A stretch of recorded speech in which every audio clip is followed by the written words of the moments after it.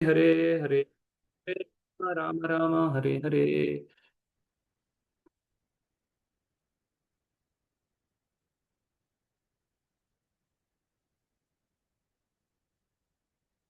Satyavrat Prabhu, so Satyavrat Prabhu, Yes, bro. it's already 11:15. Only 17 are there. Rest whoever comes, please mark them absent. Okay. Hmm? Hare Krishna. Or I think late, na? Or absent. Late.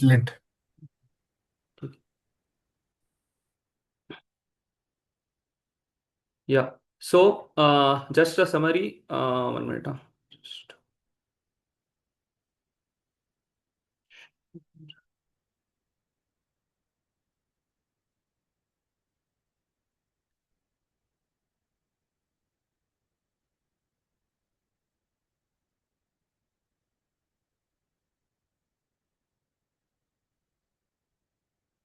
Yes. So, this is a summary of basically the first chapter in a tabular form. So, observing the armies on the battlefield of Kurukshetra, the chapter name. So, 1.12, there is basically two sections. One is section 1 and section 2. Section 1 is basically an introduction, how Arjuna is seeing the armies, how Duryodhana is seeing the armies, and what is Dhritarashtra's question, right? So, in the introduction, there are three subsections: subsection A, subsection B, and subsection C.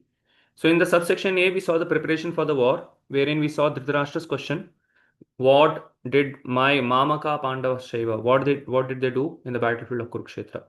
Then rest till text number 20. We saw yesterday till text number 19. We saw how Sanjay describes the signs of victories of Pandavas. Before that, Duryodhana was describing about the armies of the Pandavas, and he was describing the armies of his own army, and he was also warning Dronacharya, and he was praising Bhishma. And then Bhishma blew his conch shell basically to encourage his grandson Duryodhana, because anyway Bhishma knew that Pandavas are going to win the war because Krishna is on their side, but still he wanted to encourage Duryodhana, so he blew the conch shell. And later on, after Bhishma blew the conch shell, all the Pandavas blew the conch shell, and it is described that their conch shell was transcendental, and that indicated that, and that shattered the hearts of the Duryodhana's side, or Duryodhana's party, right? So yesterday we completed till text number 19. So today we'll see Krishna as Bhaktavatsala, wherein Arjuna sees the army. Arjuna tells Krishna that please take the Rath in between the two armies. Then Krishna tells, just behold these armies. Then Krishna, yes, Mataji, you raised your hand. Hare Krishna, Prabhuji. Prabhuji, by mistake, sorry. So uh, then Arjuna starts presenting his arguments not to fight. There are symptoms wherein Arjuna, seeing the army, seeing his own relatives on the other side, he starts feeling compassion, and there are many bodily symptoms that are described in text number 25, 26, 27. And then Arjuna starts presenting his reasons not to fight. That reasons are compassion, enjoyment, fear of sinful reactions, destruction of family traditions, and indecision, right? So this is what wraps up the chapter. So we'll try to cover at least till fear of sinful reactions today, till 1.38, or maybe more also. So this is a brief summary of this chapter. So in the yesterday's class, we basically discussed uh, the signs of victory that Sanjaya describes to Dhritarashtra, telling him that because of these signs, please be assured that the side of the Pandavas are going to win the war. So, what are the signs of victory that we discussed yesterday? Somebody can tell me some signs of victory. Project, can I project?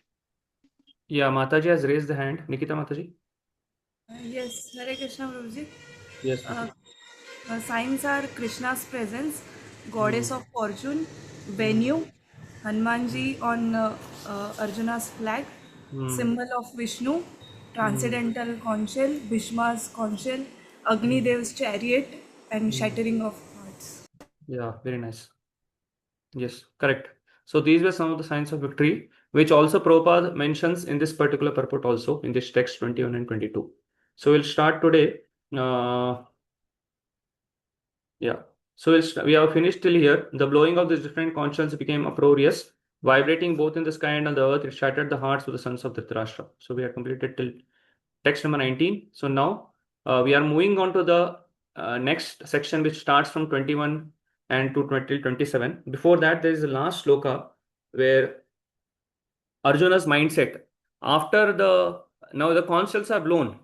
So the obvious next step is that the battle is going to start, right? So from text 20, there should be description of how the warriors are basically throwing their weapons and how they are using their bows and arrows to fight and how uproarious there is or how they are ready to fight. But now there's a twist here. In text 20, Arjuna suddenly gets confused, right? Arjuna suddenly gets confused and he starts thinking, right?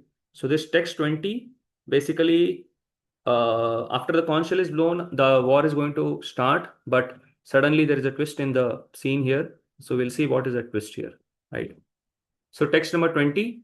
Ata vyavasthitan drishtva dhratarashtan kapidvaja pravratte shastra sampate dhanur udyamya pandava rishikesham tada vakyam idam aha mahipate.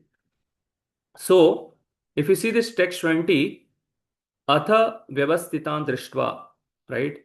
So now what is happening is Arjuna is supposed to start fighting, so he looks at the armies, right? So after looking at the Atha vyavasthitan drishtva, drishtva means looking. After looking at Dhritarashtra, the armies of the sons of Dhritarashtra, right? So Arjuna is sitting where? Arjuna is sitting on a chariot whose the chariot is marked with the Kapidvaja. Kapidvaja means the flag of Hanumanji, right? So Atha vyavasthitan drishtva Dhritarashtra Kapidvaja. After looking at the armies of the sons of Dhritarashtra, Arjuna, who was sitting on the chariot which was marked by Kapidvaja, he had taken his bow up, Dhanur Udyamya Pandava. Pandava means Arjuna. Arjuna has taken up the bow, Dhanur Udyamya, right? And what is after taking up the bow, he's about to release the arrows. Pravratte Shastra Sampate. He's about to release the arrows, right? So Pravratte Shastra Sampate Dhanurudyama Pandava. He has taken up the bow, he is about to release the arrows. Now he is supposed to release the arrow, but then what happens is Rishikesham tada vakyam idam aha mahipate. Arjuna spoke to Rishikesha the following words. So now there is a twist that instead of releasing the arrow, Arjuna starts speaking to Rishikesha and he spoke the following words, right? So this is what is there. This shows that Arjuna is confused now. Arjuna, instead of releasing the arrows, he starts speaking to Rishikesha. Yes. Translation. At that time, Arjuna, the son of Pandu, seated in the chariot, bearing the flag marked with Hanuman, took up his bow and prepared to shoot his arrows. O king, after looking at the sons of Dhritarashtra drawn in military array, Arjuna then spoke to Lord Krishna these words. So here in the purport, Prabhupada describes that. So there is Hanumanji's flag. So basically, Hanumanji cooperated with Lord Ram to win the battle over Ravana. So similarly, here on the chariot itself, there is Lord Krishna, who is none other than Lord Ram. There is Hanumanji in the form of the flag, and since Lord Krishna is there, there is Sita Mata also, or there is the goddess of fortune. So all three are present with Arjuna. So there was no doubt that Arjuna is 100%, 108% guaranteed to win the war, right? Krishna is personally present. Krishna is mentioned here as Rishikesha. If you see here, Rishikesham tada vakyam. So Krishna is ready to help Arjuna in winning the war or help Arjuna give the directions to win the war. But now there appears to be some doubt in the mind of Arjuna whether to fight the war or to run away from the battle, right? So, and above all, I'll just read this part. And above all, the Lord of the senses, Lord Krishna, was personally present to give him direction. Thus, all good counsel was available to Arjuna in the matter of executing the battle. In such auspicious conditions, arranged by the Lord for his eternal devotee, lay the signs of assured victory. But there appears to be some confusion in Arjuna's mind, right? So, regarding this Kapidvaja in Surrender Unto Me, that is written by His Grace Gurujan Prabhu, there is a very nice story which we must have already seen in the Mahabharata. So, we'll just read that, this point. Yeah, somebody can read this from here. The atmosphere was surcharged. Hare Krishna Prabhuji. Yeah. The atmosphere was surcharged. The world's most powerful Kshatriyas had gathered to fight and were filled with the spirit of battle. This war differed from the situation Srila Prabhupada criticized in 1960s when the United States drafted students not Kshatriya and forced them into battle. These men were fighting men. Fighting was in their blood, just as devotees come to Vrindavana or Mayapur from all around the world. These Kshatriyas came from all over the world to fight. They had faith that dying on the battlefield would gain them entrance into the heavenly planets. The two orbits were in formation, conchals blew, the hair of warriors stood on end in anticipation. Krishna was with Arjuna on his chariot. Hanuman, decorating the chariot's flag, was ready to shout his war cries to help Bhima terrify the enemy. Earlier, the Mahabharata had described a meeting between Hanuman and Bhima. Once, while Arjuna was seeking celestial weapons, the remaining Pandavas wandered to Badrikashrama, high in the Himalayas. Suddenly, the Alakananda river carried to Draupadi beautiful and fragrant thousands petaled lotus flowers. Lotus flower. Draupadi was captivated by its beauty and scent. Bhima, this lotus flower is so beautiful. I should offer it to Yudhishthira Maharaja. Could you get me a few more? We could take some back to our hermitage in Kamyaka. Bhima grabbed his club and charged up the hill where no mortals were permitted. As he ran, he bellowed and frightened the elephants and lions, and he uprooted trees as he pushed them aside, not caring for the ferocious beasts of the jungle. He climbed a steep mountain until his progress was blocked by a huge monkey lying across the path. Why are you making so much noise and scaring all the animals? The monkey said, just sit down and eat some fruit. Move aside, ordered Bhima, for etiquette forbade him to step over the monkey. The monkey's reply, I am too old to move. Jump over me.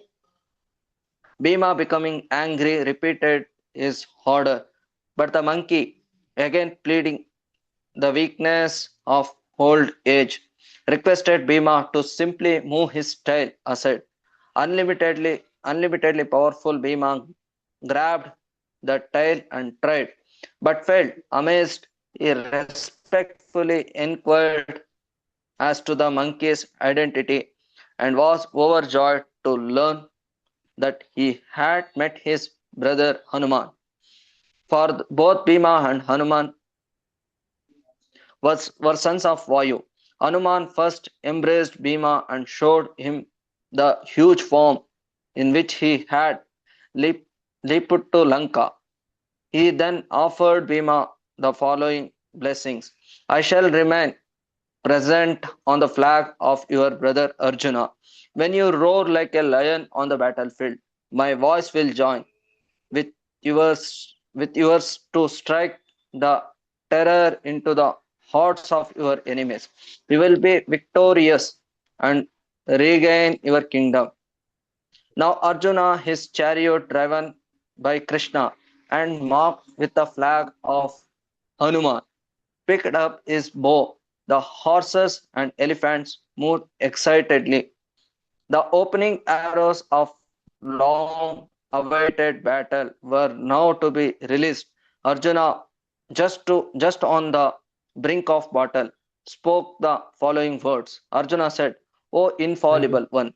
Thank you. Thank you. Yeah. So this was a story which tells about Kapidwaja, how Hanumanji met Bhima in the Himalayas where mortals were forbidden. So, and Hanumanji gave this blessing that I will be there, present personally in the war, and how I'll be helping you in the war as Kapidwaja uh, on the chariot of Arjuna. Right? So this was text 20. So now the next section begins, text 21 to 27, where Arjuna presents that he is unable to fight the battle and presents his reasons not to fight the battle, right? So text 21 and 22. Arjuna uvacha senayorubayormadye ratam stapayame achyuta yavaneta niriksheham yoddu kamanavastitan kairmaya saha yoddhavyam asmin rana samudyame. So what Arjuna is telling to Krishna, Arjuna, instead of shooting the arrows, got confused due to certain reasons which we'll be mentioning, and he spoke these following words. What he's telling? Senayor ubayor madde ratam sthapayo me achyuta. Senayor ubayor means Arjuna is telling, "Oh Achyuta, please take this chariot in between the two armies." Senayor ubayor means in between the two armies. Ratam sthapayo me achyuta. Oh Achyuta, please take this chariot. Eva. So after what I want to do, if I'm telling you to take the chariot, after that what I want to do? Eavan yavad etan niriksheham yoddu kama navasitan. I want to see that. I want to see who are all come here, who are eager to fight this battle. Yavan eta niriksheham. I want to do a nirikshan of the army and want to see who are those eager to fight this battle with me. Then kair maya sada sahayoddhavam asmin rana samudyame. I want to see with whom I must contend, with whom I must fight in this great trial of arms. So this is what Arjuna spoke to Krishna. So this is the first time Arjuna is speaking in this Bhagavad Gita. The first time Arjuna is speaking in the first chapter to Krishna. So just like, so I'll just read the translation. Arjuna said, "O infallible one, please draw my chariot between the two armies so that I may see those present here who desire to fight and with whom I must contend in this great trial of arms."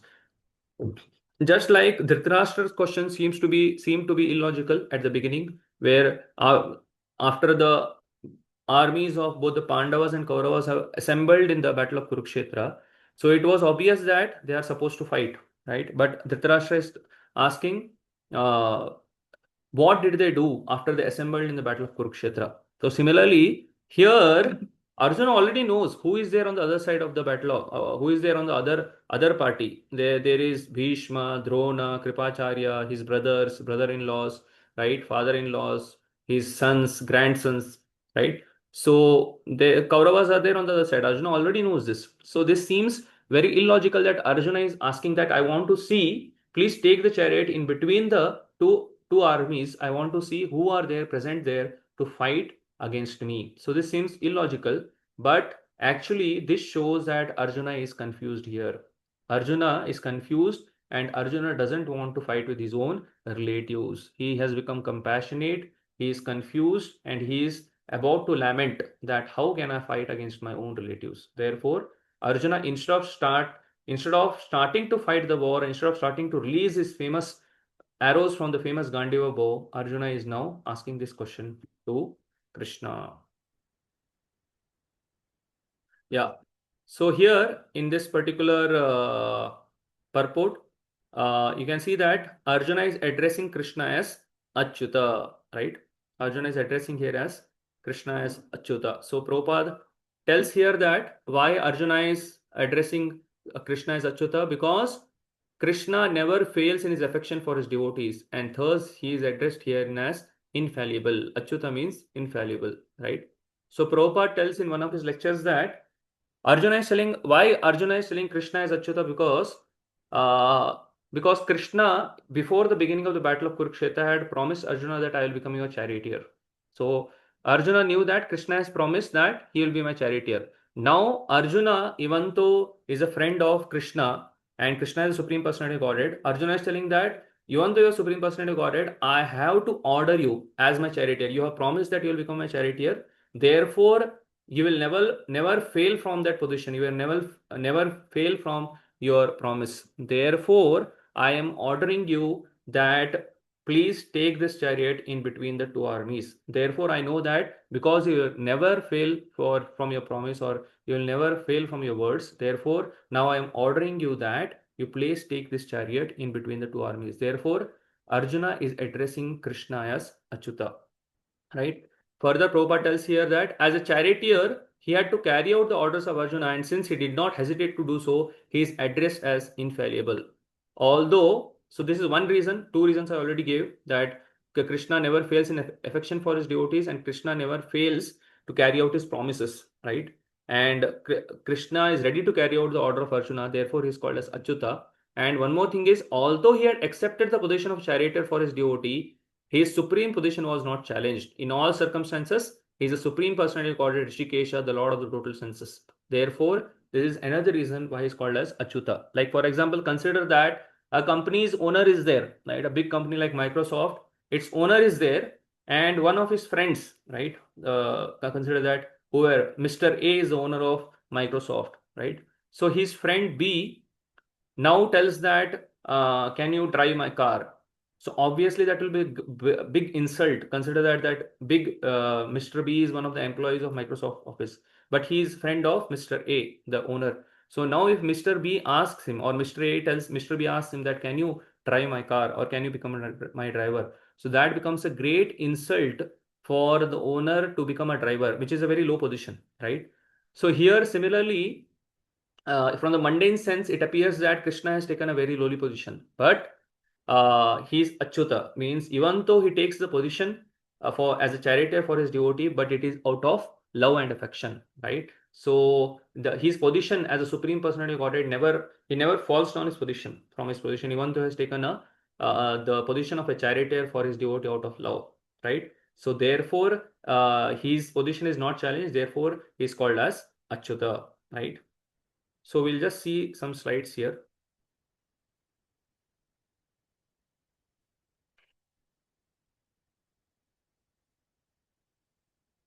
Yeah, we already saw this. Yes. So Krishna as Bhaktavatsala is discussed in 1.21 to 1.27, right? So Arjuna requests the infallible Lord to draw his chariot to the middle of the two armies. So why he is asking Krishna to draw the chariot in middle of the two armies? To see who were the leading men present with a desire to fight, and who had a desire to fight. And in text 22, Krishna tells Arjuna tells that why they have come here, to please the evil-minded son of Dhritarashtra, that is Duryodhana, right? So this basically shows that Arjuna had confusion and he was not confident. Arjuna was bewildered, right? So Arjuna is a pure devotee, like Arjuna is a pure devotee. So how can he get bewildered? How can he fall from his position as a Kshatriya? So this bewilderment is not like that of a common man. It was Krishna's desire that we receive the message of Bhagavad Gita, the confusion of Arjuna. Another example we have is of Parikshit Maharaj, right? Insulting the Brahmana, that is Shringi's father, right? So Parikshit Maharaj is known for his very noble qualities of a Vaishnava, of a Kshatriya, and his respect for Brahmanas. Kshatriyas are meant to respect Brahmanas. Then how come Parikshit Maharaj was such a noble king of the entire world, known for his noble qualities, how could he offend a Brahmana, right? How could he offend a person who is in a senior position, right? So that was all arrangement by the Supreme Lord so that Bhagavatam could be spoken, right? So because Parikshit Maharaj offended the Brahmana, his son Shringi cursed him, and because of that, Parikshit Maharaj went to the bank of the Ganges, and there he heard for 7 days from Shukadeva Goswami, right? So therefore, the bewilderment of a pure devotee is not out of some mundane three modes of material nature. Just like for a common man, he becomes bewildered because of mode of ignorance or mode of passion.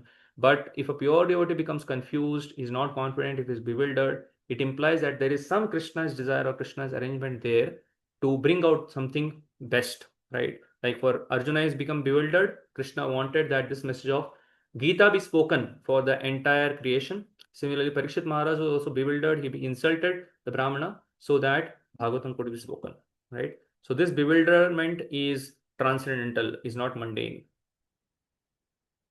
Yeah, meaning of Achyuta, never fails in affection for his devotees.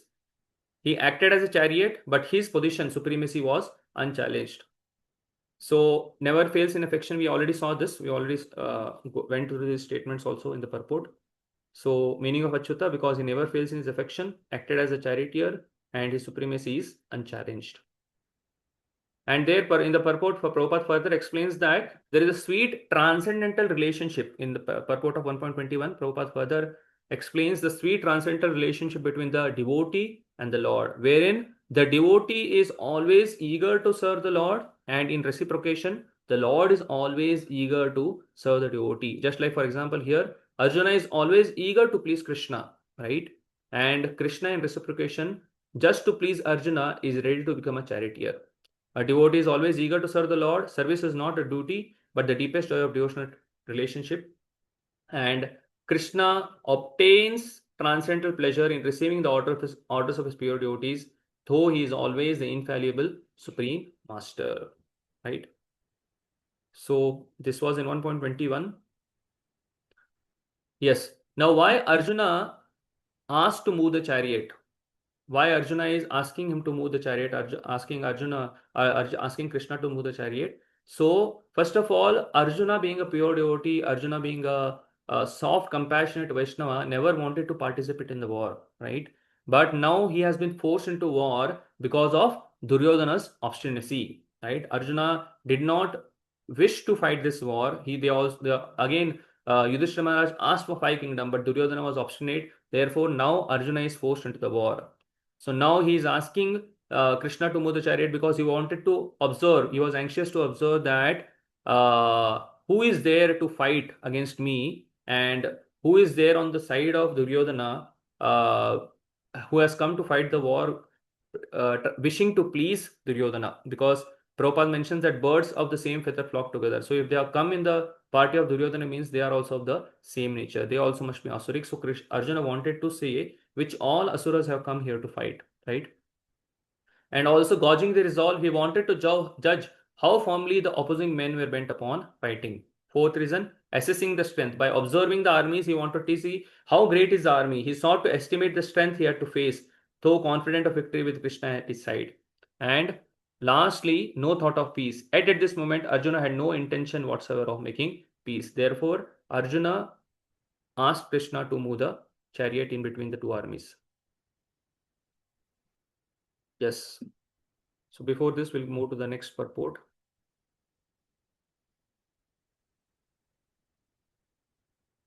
Yes, we already discussed this. As a pure devotee, Arjuna had no desire. As a pure devotee, Arjuna had no desire to fight with his cousins, but he was forced to come into the battlefield by the obstinacy of Duryodhana. Right? So, although there was no question of a peacemaking endeavor on the battlefield, he wanted to see them again and to see how much they were bent upon demanding an unwanted war. So, because of this, Arjuna wanted that Krishna take the chariot in between the two armies. Text 23. So Arjuna is speaking further that Yotsamanan aveksheham ye ete atra samagata dhatarashtrasya durbuddher yuddhe priya chikirshava. So Arjuna is telling to Krishna, let me see, right? Yotsamana aveksheham, right? Aveksha means what? Let me see those who have come here to fight. Ye ete atra samagataha, right? They are assembled here, right? Yotsamanan means with a desire to fight. So Yotsamanan is with a desire to fight. I want to see avekshe, I want to see those who are assembled here in this battlefield, samagataha, with the desire to fight. And why they have come to fight? Dhartarashtrasya durbuddher. Yuddhe priya chakirshava. They have come with the desire to please the evil-minded son of Dhritarashtra. So let me see those who have come here to fight, wishing to please the evil-minded son of Dhritarashtra. So therefore, Arjuna is asking, let me see. Please take the chariot so that I can see who have come to please the evil-minded son of Dhritarashtra. Yeah. Somebody can read this purport. Please read this purport. Hare Krishna, Prabhu, shall I read? Yes, Prabhu. It was an open secret that Duryodhana wanted to usurp the kingdom of the Pandavas by evil plans in collaboration with his father Dhritarashtra. Therefore, all persons who had joined the side of Duryodhana must have been birds of the same feather. Arjuna wanted to see them on the battlefield before the fight was begun, just to learn who they were, but he had no intention of proposing peace negotiations with them. It was also a fact that he wanted to see them to make an estimate of the strength which he had to face, although he was quite confident of victory because Krishna was sitting by his side. Yeah. So because of these reasons, right, many reasons which are told, that Arjuna wanted to see who has come and also wanted to estimate the strength. Therefore, he asked Krishna to take the chariot in between the two armies, right? So text 24. So now hearing Arjuna speak that please take this chariot in between the two armies, I want to see who has come to fight. Now Krishna starts speaking, right? Krishna starts speaking that this is the first words that Krishna speaks in the battle of Kurukshetra. And it is very, very briefly he speaks that just overlook, just see these armies, right? Sanjay Uvacha evamukto rishikesho gudakeşena bharata senayorubayor madhye stapayitva ratottamam. So Sanjay is telling that now hearing Arjuna speak, what Krishna did, what Rishikesh did is, Rishikesh took the chariot in between the two armies. Evam yukto Rishikesha, right? Having been addressed like this by Arjuna, right? Evam yukto Rishikesha, having been addressed like this by Arjuna, who is Gudakeshena Bharata. Gudakeshi is addressed as Gudakesha. We'll see this meaning of Rishikesh and Gudakesh here. Senaya Rubayar Madhye. What did Krishna do? Krishna took the rath between the two armies. Tapayitva Ratottamam. The beautiful chariot given by Agni Dev, Krishna took it and placed it in between the two armies. Sanjay said, O descendant of Bharata, having thus been addressed by Arjuna, Lord Krishna drew up the fine chariot in the midst of the armies of both parties. So in the next shloka, Krishna starts speaking, right? So here, Prabhupada discusses on these two words. One is Rishikesha and Gudakesha. So Gudakesha means basically the Gudaka. Gudaka means sleep, and one who has conquered sleep is called as Gudakesha. So Arjuna is very famously called as Gudakesha because one reason was, we have heard in Mahabharata that once he became the disciple of Dronacharya, he was day and night practicing this archery, right? Every day and night he was practicing till he mastered it, right?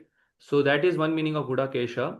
And another meaning of Gudakesha is, Prabhupada is explaining here that, so Arjuna conquered both sleep and ignorance, right?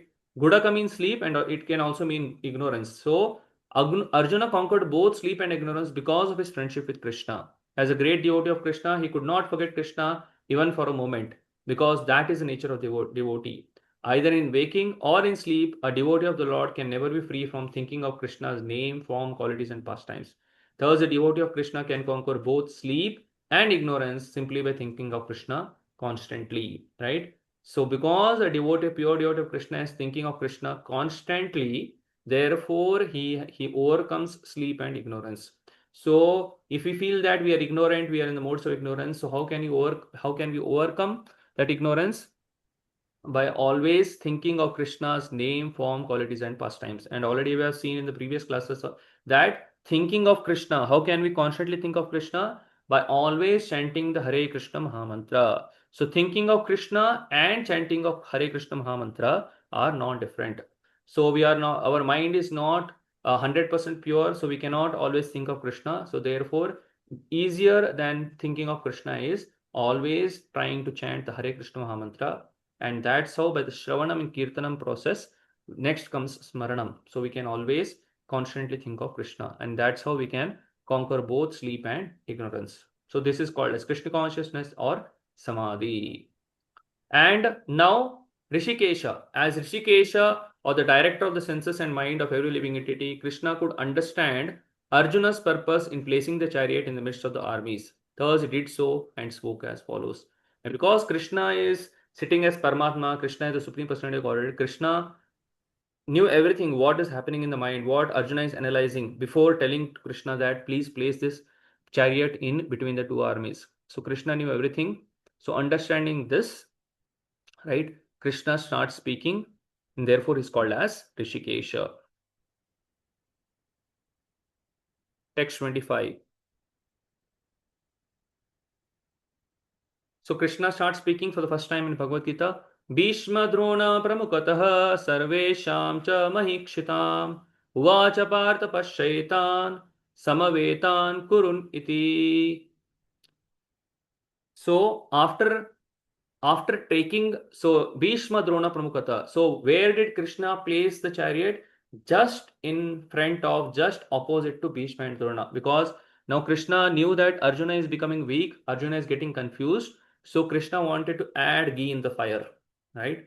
Because Krishna wanted that Arjuna become confused, Arjuna become bewildered, then I can speak this jewel of the Vedic scriptures, this Bhagavad Gita. So therefore Krishna wanted to make it quick, right? So what did Krishna knew the weakest point for Arjuna is Bhishma and Drona, because Bhishma is his dear grandfather whom he loved the most, and Dronacharya is his spiritual master. So Krishna knew this. So where did Krishna take the chariot? Exactly in opposite to Bhishma and Drona. Therefore here first name that comes is Bhishma Drona Pramukataha. So in the presence of Bhishma, Drona and all the prominent warriors, right? Sarvesham cha Mahikshita. Mahikshita means other prominent warriors. Uvacha Partha Pashaitan. Krishna, after he took the chariot, Uvacha Partha Pashaitan. Krishna spoke thus. And what did Krishna tell? Samavetan Kuriniti. Just behold, Partha, all the Kurus assembled here. So Krishna is telling that, see all your relatives, all your blood relatives, all your fathers, all your spiritual masters, and all your grandfathers are standing just opposite to you. Just behold this scene. That is what Krishna spoke to Arjuna briefly for the first time in Bhagavad Gita. So Bhishma Drona Pramukata Sarvesham cha Mahikshitam Uvacha Partha Pashaitan Samavetan Kuruniti. So in the presence of Bhishma, Drona and all the other chieftains of the world, the Lord said, just behold, Partha, all the Kurus assembled here. Right? Somebody can read the purport, small purport.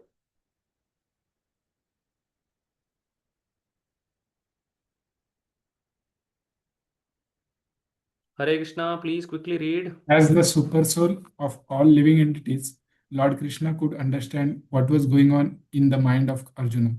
The use of the word Rishikesha in this connection indicates that he knew everything. And the word Partha, meaning the son of Prutha or Kunti, is also similarly significant in reference to Arjuna. As a friend, he wanted to inform Arjuna that because Arjuna was the son of Prutha, the sister of his own father Vasudeva, he had agreed to be the charioteer of Arjuna. Now, what did Krishna mean when he told Arjuna to behold the Kurus? Did Arjuna want to stop there and not fight? Krishna never expected such a things from the son of his aunt Prutha. The mind of Arjuna was thus predicted by the Lord in the friendly joking. Yeah, so Krishna is Supreme Personality of Godhead. He knows everything. So he knew Arjuna, what Arjuna is going to do. Therefore, Krishna addressed Arjuna as Partha, means that you are the son of great Kunti, right? Who has shown such patience, such resilience in between all the suffering that she has gone through. So since you are her son, and who is Kunti? Kunti is my aunt, right? So therefore, it is not expected from you that you run away from the battle or you say that I will not fight. So understanding all these things, foreseeing all these things, Krishna is first only telling Arjuna that you are Partha, you are son of Pritha or son of Kunti, and it is not expected that you show cowardly nature or you show undue compassion on the battlefield of Kurukshetra. Therefore, Krishna spoke these words, right?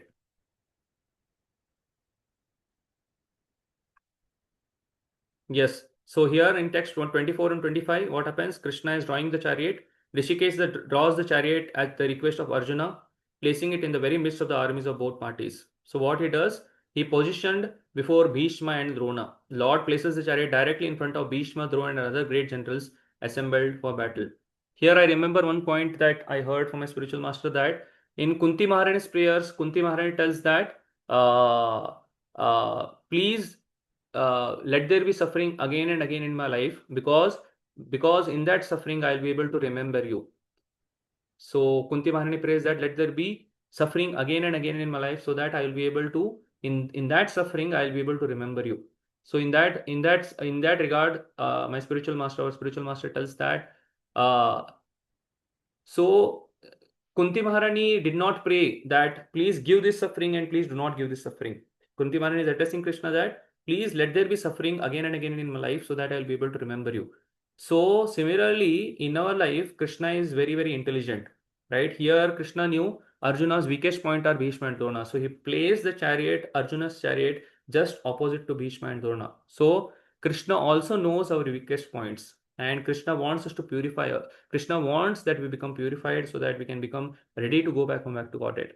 So Krishna will give that suffering or put that obstacle in our life which we are never expecting, or which we are praying to Krishna that let this obstacle does not come in my life. But Krishna tells that I'll put that obstacle only in your life, so that you'll quickly become purified and you'll quickly come back to me, right? So we cannot pray to Krishna that please don't put this obstacle, please don't put this obstacle, because Krishna knows, right, that whatever is best for us, Krishna will give. So therefore, while we pray to Krishna, we can just surrender to Krishna that whatever pleases you, Krishna, I am your servant, I want to please you. So whatever pleases you, right, let me be ready to do in whatever situation. Now you have given me this chance to perform bhakti by the grace of my spiritual master. So whatever pleases you, my dear Lord, I want to please you. That is the goal of my life. So whatever pleases you, my Lord, let me be ready to do. Give me the strength that whatever pleases you, let me be ready to do. That is the prayer of a devotee. That is the determination of a devotee. Because anyway, Krishna is the supreme personality of Godhead, right? He is independent, Swarata.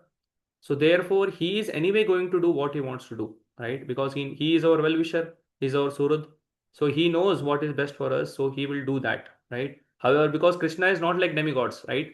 If you go to Ashutosh and ask him for poison, he will give you poison, right? Because that is what you are asking for.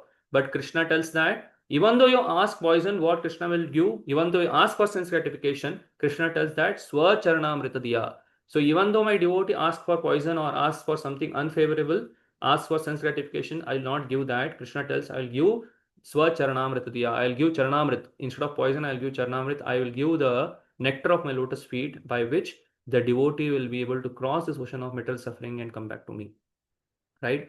So that is what we can learn from Krishna placing this chariot just opposite to Bhishma and Drona. Yeah, we discussed this. Arjuna is Gudakesha, so he is a conqueror of sleep and ignorance. How did he do that? By basically always remembering Krishna. Yes. Yes, we also saw this, that Krishna is addressed as Rishikesha because he understood the mind of Krishna, understood the mind of Arjuna. And also Arjuna is addressed as Partha. He became a charioteer because Arjuna is son of his aunt. Behold, the Kurus subtly ask, do you want to stop and not fight?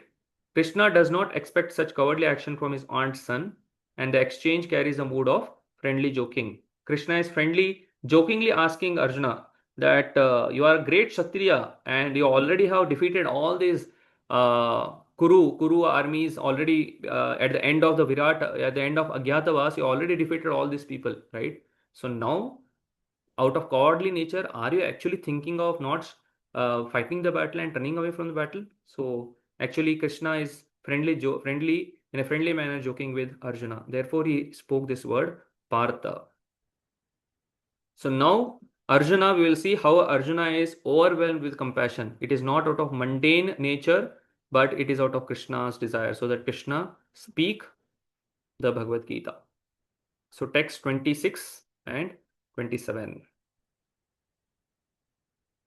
So now Krishna has spoken. Hearing Krishna speak, what did Krishna tell Arjuna? That behold, O Partha, just behold Partha, all the Kurus assembled here. So now what Arjuna does is, he sees at that army, right, of the Kauravas. Text 26. Tatra pashyat sthitan Partha, pitrin ata pitamahan, acharyan matulan bhratran, putran pautran sakim stata, swasuran shurudastai chaiva senayorubayorapi. So now Arjuna, after hearing Krishna that you please behold this army, Arjuna starts seeing that who are all present in this army here in front of me or opposite to me, right? Tatra pashyat sitan partha. So what is Arjuna seeing now after Krishna asked him to see? What is Arjuna seeing? Pitrin ata pitamahan. He is seeing 10 categories of relatives standing in front of him, fighting with a desire eagerly to fight against Arjuna. Who are they? Pitrin ata pitamahan. His fathers. He is seeing his fathers. He is seeing his grandfathers, right? He is seeing his acharyas, spiritual masters. He is seeing his maternal uncles. He is seeing his bhartran, his brothers, putran, his sons, pautran, right? His grandsons, sakims, his friends, swasuran, his father-in-laws, surudas, and his friends. So these are the chaiva senaya rupayopi. So he is able to see all these 10 kinds of relatives, 10 categories of relatives standing in front of him, willing to fight this war. And who are they? Yes. So these are the different grades of relatives that Arjuna is seeing. Grandfather Bhishma and Somadatta, fathers contemporaries such as Bhurishrava, teachers such as Dronacharya and Kripacharya, maternal uncles such as Shalya and Shakuni, brothers such as Duryodhana, sons such as Lakshmana, friends such as Ashwatthama, and well-wishers such as Kritavarma. So Arjuna is able to see all these different kinds of relatives. Prabhupada mentioned some of the names in the purport. So these names are mentioned here. So Arjuna is able to see these different kinds of relatives in front of him. And after seeing them, Arjuna starts speaking in the next verse. Or Sanjaya tells Arjuna's reaction after seeing this. So Sanjaya is speaking that after Arjuna saw all these 10 kinds of relatives in front of him, what is Arjuna's reaction, right? So that is text number 27. Tan samikshya sa kaunteya sarvan bandhun avastitan krapaya paraya vishto vishidan idam abravit, right? So what is Arjuna's reaction? Tan samikshya sa kaunteya. Kaunteya is Arjuna. After seeing all these different kinds of relatives, all these different grades of relatives and friends and contemporaries, Sarvan Bandhu Navasitan. So Arjuna saw all these. After seeing all these grades of relatives, what happened? Kripaya Paraya Vishtav Vishidantan Idam Abravit. So there are two things seen in Arjuna. That is, one is he became overwhelmed with compassion, and so compassion was seen, Kripaya, and lamentation was seen, right? So after seeing all grades of relatives in front of him with a desire to fight, what happened? Arjuna became overwhelmed with compassion and spoke the following words. When the son of Kunti, Arjuna, saw all these different grades of relatives and friends, he became overwhelmed with compassion and spoke thus. So Arjuna's first reason not to fight is already mentioned by Sanjaya in text number 27. What is that? Out of compassion, the first reason Arjuna did not want to fight is out of compassion, he did not want to fight this war against his own relatives, right?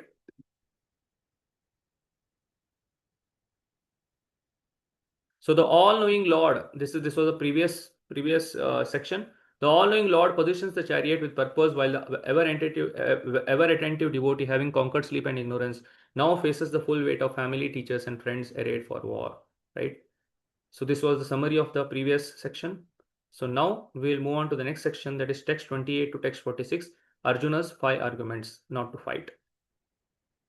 So what are the Arjuna's 5 arguments why he did not want to fight? So from text 28 to text 30, there is Arjuna describes why he doesn't want to fight is compassion, right? First reason why he doesn't want to fight is compassion. Because Arjuna is a pure devotee, naturally has a compassionate heart, naturally has a soft heart. So how can Arjuna is saying that how can I fight against my own relatives, right? But that compassion, Krishna refutes that compassion, that Swajana, Arjuna is saying that Swajana, these are my relatives. So Arjuna was speaking on the bodily terms. So Krishna could understand that, and Krishna, being the supreme father of Dharma, refuted that in text in chapter 2, text number 11 to 30, where Krishna tells that you are not the body, you are the spirit soul. So why are you only identifying with your bodily relatives, right? You see above the bodily relatives and see that dharma has to be established here, right? So Arjuna's arguments were compassion, but because it was based on the bodily level, Krishna basically refutes it in chapter number 2, 11, and text number 11 to text number 30, right? And then there is Arjuna's argument. Next argument is loss of enjoyment. That how will I be able to enjoy this kingdom, right? You're telling that I will win, I should win this battle, and after winning the battle, what will happen? I am supposed to enjoy the kingdom. I am supposed to enjoy the throne. But how will I enjoy the throne without my relatives? So if my relatives are killed, how will I be able to enjoy the throne, enjoy the kingdom? That is what is Arjuna's argument. That is from text number 31 to 35. And Lord Krishna refutes that in text number 31 to 32 of chapter number 2. And then there is Arjuna tells that the fear of sinful reactions, because I am killing my own relatives. So Arjuna is saying that he fears the sinful reactions. That is in text number 36 to 38. But then Krishna refutes that in text number 33 to 37 of chapter 2. And then there is Arjuna tells that destruction of family traditions, right? Because all the all the relatives, if all the Kshatriyas are killed, because this is a great battle of Kurukshetra, Mahabharata war. So many kings from both sides will be killed, and we also know at the end of Mahabharata, very few people were remaining. Only the 5 Pandavas, Kripacharya, Ashwathama, very few people were remaining, and most of the Kshatriyas were killed, right? Because the Kshatriyas of the entire earthly planet had come there, and Krishna brought them together basically to end their lives, because they had taken the side of adharma, right? So now Arjuna is saying that if all the Kshatriyas are killed, there will be nobody to protect the family traditions, and there will be Varna Sankara, that Arjuna tells, because women will be polluted, there will be no Kshatriyas to protect women, and then the women will be exploited, and then there will be Varna Sankara. That Arjuna tells in text number 37 to 43, and Krishna refutes it in text number 45, 46, and in 3rd chapter, 24th sloka, in the 2nd chapter and 3rd chapter.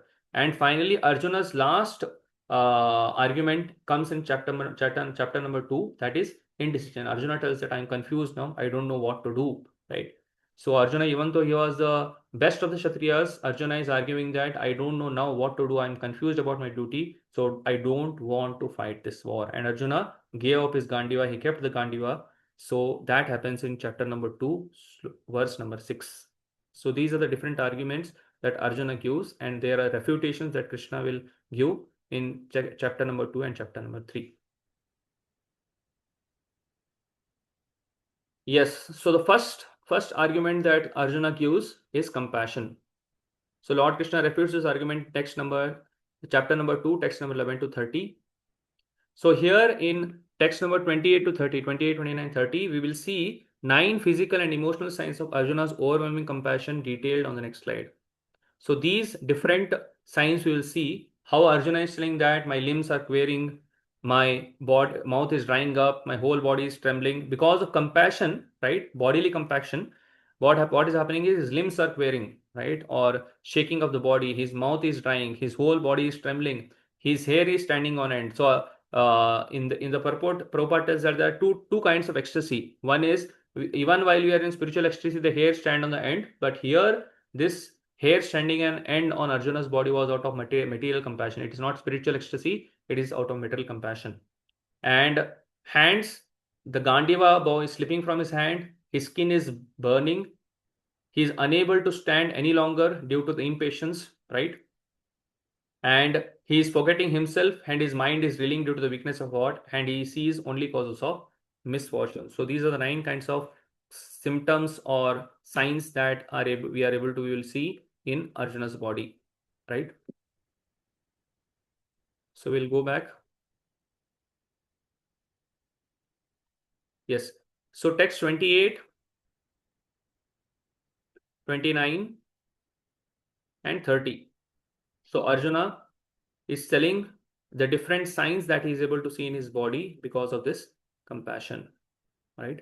And because of this, he's telling that this is my first reason why I don't want to fight the war. So Arjuna uvacha drishtvemam svajanam krishnam yutsum samupastitam sidanti mama gatrani mukam cha parishusyati. So what Arjuna is telling, Arjuna is speaking that seeing my own relatives, blood relatives on the other side of the battle, Trishtve mam swajanam, right? Yutsum samupastitam, seeing my own blood relatives standing in front of me. Why they are standing there? Yutsum samupastitam, they are assembled to fight this great battle. Seeing them against me, is standing in front of me with the desire to fight. What is happening to me? Sidanti mama gatrani, my limbs are quivering, right? My limbs are shaking, and mukam cha parishishyati, my mouth is drying up. So Arjuna is telling that seeing my own blood relatives against me, my limbs are quivering, my mouth is drying up. So Arjuna said, my dear Krishna, seeing my friends and relatives present before me in such a fighting spirit, I feel the limbs of my body quivering and my mouth drying up. So now Krishna, what is the problem here is Arjuna is seeing that they are my blood relatives, Swajanam, right? Swajanam means they are my friends and relatives. It means that Arjuna is seeing in the bodily level. He is keeping himself in the center and is seeing them as my relatives. And how can I fight against my own relatives? But what Krishna tells is, what Krishna want to tell Arjuna is that why are you only seeing these as your relatives? That is on the bodily level, because you are identifying yourself with the body, therefore you are seeing them as your relatives. But you are not the body, you are spirit soul, right? And because since your spirit soul, you are connected to me, and there are other spirit souls who are connected to me. So not only these are your relatives, but all the living entities in the entire creation are also your relatives. This is how Krishna chastises Arjuna in the second chapter of the Bhagavad Gita, that rise above the body, O Arjuna, and perform your duty, right? So Arjuna is just seeing on the body level and seeing these as his relatives, but Krishna is telling Arjuna that don't be on the bodily platform, rise to the level of the soul and see the entire world as your relatives. And if you don't establish this dharma, the entire world will suffer, right? Yes. Purport, somebody can read purport of 28th.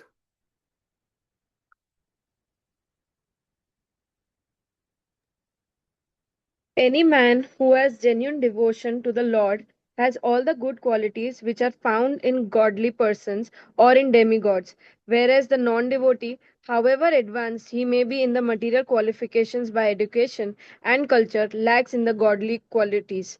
As such, Arjuna, just after seeing his kinsmen, friends, and relatives on the battlefield, was at once overwhelmed by the compassion for them who had so decided to fight amongst themselves. As far as his soldiers were concerned, he was sympathetic from the beginning. But he felt compassion even for the soldiers of the opposite party, foreseeing their imminent death. And while he was so thinking, the limbs of his body began to quiver, and his mouth began to become dry. He was more or less astonished to see their fighting spirit. Practically, the whole community, all blood relatives of Arjuna, had come to fight with him. This overwhelmed a kind devotee like Arjuna. Although it is not mentioned here, still one can easily imagine only that not only were Arjuna's bodily limbs quivering and his mouth drying up, but he was also crying out of compassion. Such symptoms in Arjun were not due to weakness, but his soft heartedness, a characteristic of a pure devotee of the Lord. It Yes. is said, therefore, Just I want to explain one point here, that now here Prabhupada is saying that it is not due to weakness but due to his soft-heartedness. And Prabhupada in the future purports also tells that Krishna is chastising Arjuna. Krishna does not like this particular quality in Arjuna. So what are these two things here? There are two perspectives here. One is on the material platform and on the spiritual platform. From a gentlemanly behavior, what Arjuna from the normal worldly view, the gentlemanly behavior, what Arjuna is doing here is that what Prabhupada telling here. Such symptoms in Arjuna were not due to weakness, but due to his soft-heartedness, a characteristic pure due to the Lord. So this can be told as a good quality from the gentlemanly nature or from a worldly view. But Krishna chastises the same quality that Arjuna is telling in the second chapter, because from the spiritual point of view, what Arjuna is telling is a lower platform, that these are my relatives, how can I fight against them, right? So from the spiritual point of view, Arjuna is a spirit soul, and these are not only the relatives, the entire, because he is spirit soul and all the living entities are Krishna's part and parcel, so everybody is our relative. So we have to expand our vision. That is how Krishna chastises Arjuna, that you are not the body, you are the spirit soul. So rise above this cowardly weakness that you are showing. So therefore there are two perspectives here. Yeah, continue, Mataji. One who has unflinching devotion for the personality of Godhead has all the good qualities of the demigods, but one who is not a devotee of the Lord has only material qualifications that are of little value. This is because he is hovering on the mental plane and is certain to be attracted by the glaring material energy. Yes, yasyaasti bhaktir bhagavati akinchana sarvair gunesh satra samasati sura harav bhaktasya kuto mahadguna manorathena sati dhavato voi. Very important shloka for a devotee, that just if you become devotee, all the good qualities of demigods are seen in a devotee, whereas if one is not a devotee, however good he may be on the mundane level, still because he is hovering on the mental plane, as soon as his sense gratification is shattered or sense gratification is stuck, immediately all those good qualities will vanish, right? So therefore, while we are in the association of devotees, we may say that devotees behave a little oddly. Sometimes they may be very strict, or sometimes they may behave very rudely, but we have to understand that all the good qualities of the demigods are seen in the devotees. Whereas sometimes we see that there are some materialists or some of our friends who may not be devotees, but they are very kind and they have very good qualities. But as soon as you start preaching to them, you start telling them chant Hare Krishna mantra, read Bhagavad Gita, or come to the satsang program, immediately we can see that their asuric qualities will be seen. They will tell that why you are going to Krishna temple, right? Krishna is anyway a lusty man. Why you are going there, right? Why you are going to ISKCON? ISKCON takes the money of India and takes it to the outside Western world. So as soon as you start speaking about Krishna consciousness, you will immediately see that their soft qualities we will see their real nature, right? So therefore we can never trust a non-devotee because he is hovering on the mental plane, right? So this was the first symptoms. His sidanti mama gatrani, limb squaring, mukam cha parishushati, that is mouth drying, right? Next we'll move on to the next symptoms, that is text 29. व्यपतुश्च शरीरे मे रोमहर्षश्च जायते गांडीवं श्रंसते हस्तात् त्वक्चैव परिदह्यते. So further, Arjuna's symptoms. Arjuna is telling what is happening in his body because of compassion, right? So Vyapatuscha sharire me, my whole body is trembling. Roma harshascha jayate, hairs are standing due to lamentation. This is out of material compassion, not out of spiritual ecstasy. Gandivam samsate hastad, my Gandiva bow is slipping, right? Tvakchaiva paridahyate, my skin is burning, right? Tvakchaiva paridayate, my skin is burning. The same Arjuna, right, who had told that anybody who tells that to keep away my Gandiva bow down, right? To keep the Gandiva bow down, I will kill him. The same Arjuna had told this. Now he is telling that my Gandiva bow is slipping. So you can see that a strong Arjuna, a strong Kshatriya like Arjuna, who had already defeated all the Kauravas, right, at the end of Agyatavas, such a strong person, such a strong warrior, he has come to such a level that his bow is falling down, right? So material circumstances can make even a strong person seemingly behave like a very, very weak person. That can happen due to three modes, right? So even in our lives also, that even though we are practicing and sometimes we may show very strong determination, but sometimes in our life we will see that the determination becomes weak, right? And the very what is that? We may be very strong in practice. We may be very good in chanting. Our reading is very nice. Our hearing is very nice. We are serving very nicely. But there will be some days in our life, some periods in your life where what will happen is that we will become very weak, right? So we have to understand that this happened even in the life of Arjuna, and this will happen in everybody's life. So if we see that this is happening in some devotee's life, at that time we should not make fun of that devotee, right?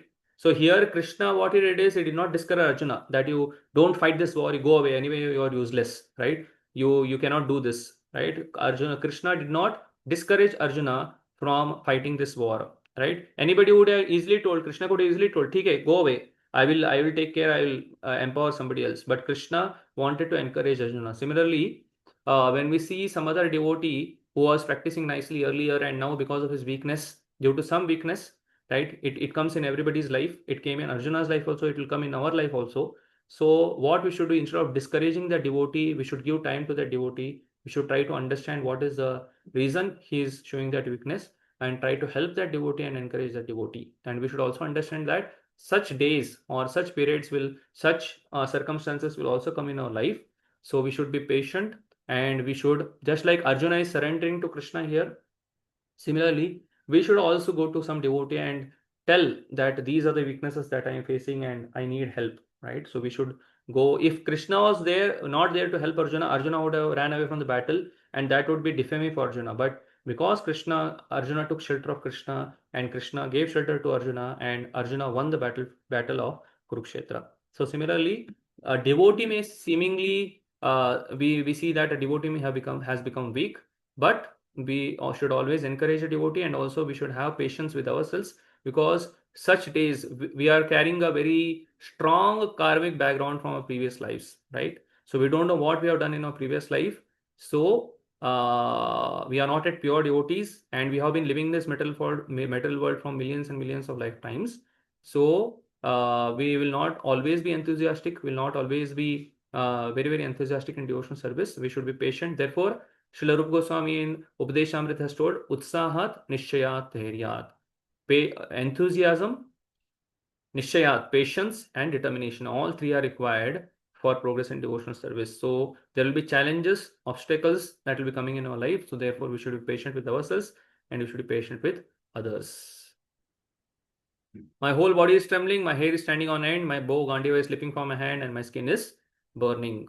So Prabhupada is telling that such phenomena occurs either in great spiritual ecstasy or out of great fear under material conditions, right? So Arjuna's symptoms, there is no fear in transcendental realization. Arjuna's symptoms in this situation are out of material fear, namely loss of life. This is evident from other symptoms also. He became so impatient that his famous bow Gandhi was slipping from his hands, and because his heart was burning within him, he was feeling a burning sensation of the skin. All these are due to material conception of life. So you can see what Prabhupada is telling there. All these are due to material conception of life. And same Prabhupada in the previous chapter, in the previous sloka, what Prabhupada is telling, such symptoms in Arjuna were not due to weakness, but due to his soft-heartedness, a characteristic of a pure devotee. So in one purport, Prabhupada is glorifying Arjuna, and in the next purport only, what Prabhupada is telling is that Prabhupada is actually telling all these are due to material conception of life. So therefore, I explained that there are two perspectives here. Prabhupada is glorifying the gentlemanly behavior, whereas here Prabhupada is telling from the soul platform, this is condemned, what Arjuna is telling, right? So text number 30, that is the last. Yes, Prabhu, you raised your hand. Prabhuji, Yeah. Heart was burning within him. So because of what? Now consider that why his heart was burning is simple, that there are relatives standing in front of him, right? And he wants to enjoy this kingdom with his relatives. But now what he's forced to do is he is forced to fight against a battle against them, right? Which he doesn't want to do, right? One side is that they are my relatives. I don't want to fight this battle. I want to enjoy this kingdom with them. The other side is that I'm a Kshatriya, that I should fight this battle, and Krishna is telling me to fight this battle, and we have come here to fight this battle. So these two things are pulling, right? And now he's confused what to do, and because of this his heart is burning. Heart is burning means what? That he doesn't want to do a certain thing, but there is no option for him. Therefore, his heart is burning. There is burning inside. Whenever consider that we don't want to do something, right? But we are forced to do, immediately there is some heat that is felt inside us, right? So what is heart is burning, right? Arjuna knows what he's supposed to do, but he, because of material compassion, he is not able to do that. So out of his attachment, he has attachment for his relatives, and because of that, there is a burning sensation that is felt in that heart is burning, and because of that, his skin, he's telling that my skin is burning. Is this clear? Yes, Guruji. Yeah. Thank you. We also see in our life that sometimes when we are put into challenging situation, immediately the heat in our body, there is tension, there is some kind of tension, or there's some kind of heat that is seen in our body also. Same thing Arjuna is experiencing here, right? So text number 30, nacha saknomi avastatum भ्रमतीव च मे मनः निमित्तानि च पश्यामि विपरीतानि Keshav. So what Arjuna is telling that, no, because of these situations that I am seeing in my body, I am unable to stand here any longer. Nacha saknomi avastatum Brahmativa cha me manaha. I am forgetting myself. Who am I? Why have I come here? And my mind is reeling. मेरा सिर घूम रहा है, right? निमित्तानि च पश्यामि. I am only seeing causes of misfortune and viparitani keshava. I am able to see only opposite results, right? I am able to see only opposite results, because on the bodily platform, Arjuna is thinking that these are my relatives. If I kill them, right, what will happen? They will not. If I kill these relatives, then even if I win the kingdom, how will I enjoy the kingdom, right? So therefore, on the bodily platform, he wants to enjoy with his relatives, but if he fights the battle, he is only seeing only causes of misfortune and opposite results. He wants something on the bodily platform, but if he fights the battle, wins the battle, he is only seeing the opposite results. Viparitani keshava. So Prabhupada, I'll just read the translation. I am now unable to stand here any longer. I am forgetting myself and my mind is reeling. I see only causes of misfortune, O Krishna, killer of the Keshi demon. Right? So Prabhupada is, in one of his lectures, is especially telling about Viparitani Keshava. Viparitani means opposite results. So Prabhupada is explaining the nature of the material world, that in this material world, opposite things only happen. Viparitani only happens, right? So in this material world, everyone wants to do sense gratification. Everyone wants to enjoy his life to the fullest, right? Wants to earn money, enjoy with his loved ones, right? Enjoy with his relatives, friends, wife, children, right? So, but Prabhupada tells that, but opposite results only come in this material world. Relatives get killed, right? Our own relatives don't behave the way we like them to behave, right? We see there are enemies who go against us, right? Our own relatives go against us. Sometimes people get killed, right? Sometimes I want more money, but I go into loss. So Prabhupada tells that this material world is designed in such a way that only you will see opposite results. Why? Because you want to enjoy independently of Krishna, right? So Krishna has made this material world dukkhalayam ashashvatam. So you only see viparitani. So therefore, understanding this, a person becomes a devotee of the Lord. An intelligent devotee, what he does is surrenders his life to Krishna, so that he doesn't want to enjoy his life here in this material world. He wants to go back to Godhead and serve Krishna there and enjoy his life in the spiritual world. So here Prabhupada tells that Viparitani, in the material world, you will only see Viparitani only. Right? Somebody can read this purport. Due to his impatience, Arjuna was unable to stay on the battlefield and he was forgetting himself on account of this weakness of his mind. Excessive attachment for material things puts a man in such a bewildering condition of existence. Bhayam dvitiyabhini vesat satah syat. Bhagavad Gita 11.2.37. Such fearfulness and loss of mental equilibrium take place in persons who are too affected by material conditions. Arjuna envisioned only painful reverses in the battlefield. He would not be happy even by gaining victory over the foe. The words nimitani, viparitani are significant. When a man sees only frustration in his expectations, he thinks, why am I here? Everyone is interested in himself and his own welfare. No one is interested in the Supreme Self. Arjuna is showing ignorance of his real self-interest by Krishna's will. One's real self-interest lies in Vishnu or Krishna. The conditioned soul forgets this and therefore suffers material pains. Arjuna thought that this victory in the battle would only be a cause of lamentation for him. Yeah. Surrender unto me. So Arjuna was able to see that there is only misfortune. So therefore it is told here that he didn't, there is something which is against his will. So Arjuna wanted to run away from the battle. Therefore it is told that I am unable to stand here any longer. He's able to see, he's telling that anyway, things are not going to happen the way I like, right? I am only able to see misfortune. I am only able to see opposite results. Therefore Arjuna was not able to stand there any longer, right? Yes. So,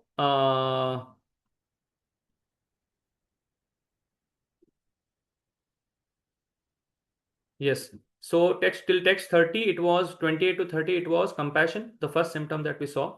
We already seen all these things. A devotee has all the good qualities, but a non-devotee doesn't possess any good qualities. Even though he possesses, they are all on the mental plane. So we are able to see here that there is impatience, there is weakness of mind, and there is excessive attachment in Arjuna. So then there is two kinds of trembling that we saw, trembling of or shaking of the body or hair standing on end, great spiritual ecstasy or great fear under mental conditions, right? So here Arjuna, which one applies to Arjuna is great fear under mental conditions. So how can we attain fearfulness? Only when we take shelter of Krishna. Such fearfulness and loss of equilibrium take place in a person who is too affected by mental conditions, right? So when will there be fear? When one is affected by material conditions. So practical application is do not be disturbed by material temporary changes. That is simply the nature of the material world. There will be changes in the material world. So don't be disturbed by them. Continue rendering the service. So nimittani cha viparitani. Only pain and frustration. Arjuna saw only reverses and he only saw opposite results, or he only saw frustration in his expectations. So not to be happy even by victory, it would only give lamentation. Even if there is victory, it will only give me lamentation. So therefore Arjuna is saying nimittani viparitani. And why all this frustration is seen in Arjuna? Because of ignorance of real self-interest. The Krishna's interest is what here, or what is the interest of the soul? The interest of soul is nate viduswartha gatim hi Vishnu, right? Our real interest lies, real self-interest lies in Vishnu. So real self-interest of Arjuna lied in Krishna, right? What Krishna wanted that the battle be fought very nicely and the Pandavas win the battle. But Arjuna, ignoring this real self-interest, was seeing his own self-interest, right? Or selfish self-interest that these are my relatives, how can I fight this battle, right? So because of that, he was undergoing so much frustration in life. So similarly, if we ignore our real self-interest, that is nate smartha gatim Vishnu durashraya he bahiratmanina durashraya. So if we ignore our real self-interest, if we ignore Vishnu's desire or our spiritual master's desire, nate viduswartha gatim Vishnu, our real goal should be to attaining Vishnu. But if we ignore that, then what happens? Durashraya he bahiratmanina. Then what happens is we become durashraya, right? We become with wicked desire or wrong desire to enjoy this material world. We become bahirartha or bahirmukha. We want to just enjoy, outwardly enjoy this material world. Durashraya bhahiratva manina anda yatande rupagiyamana tepish tantra urudamni baddha. So anda yatandir. Then what happens is blind follows the blind. There are blind people who in the material world who are enjoying, trying to enjoy in this material world, they cannot enjoy.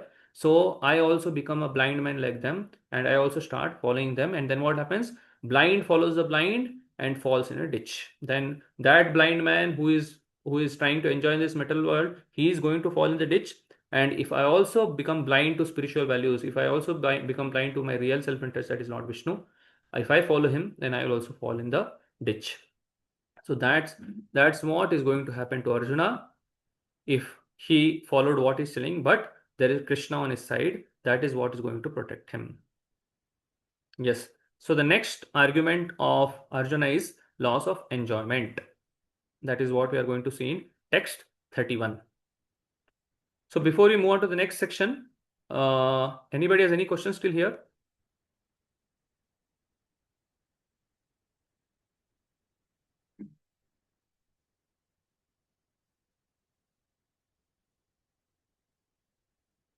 If nobody has questions, we'll continue. We'll go further. Yes.